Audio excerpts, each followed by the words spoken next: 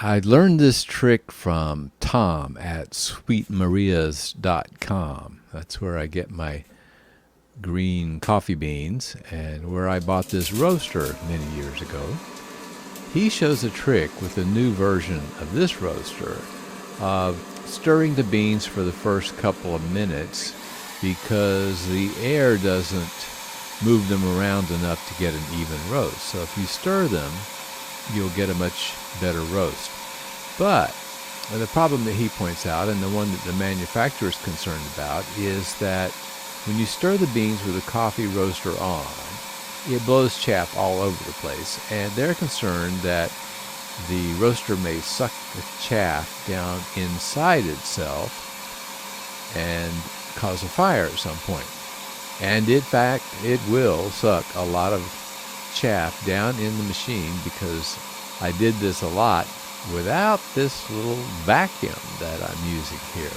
If you have a vacuum that has a hose attachment or a shop vac, or even a hand vacuum works if you've got a new bag in it, but you can hold the vacuum over the top of the roasting chamber, and it will suck up most of the chaff before it gets out into the room. It makes a much neater operation and avoids the problem of getting chaff down inside the machine.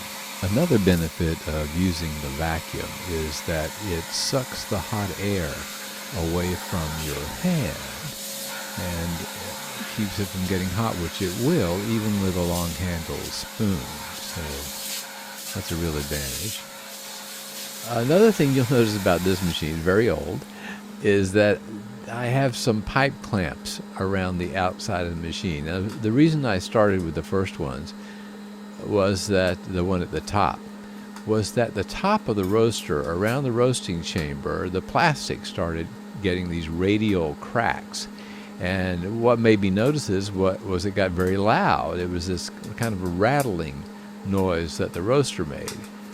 So I found that I could with my hands, hold the top of the roaster, press it inward, and that would stop the rattling. And so I got the idea of putting the pipe clamps around the top to keep the cracks from getting any bigger, take the stress off of that area, and also to make it a little quieter.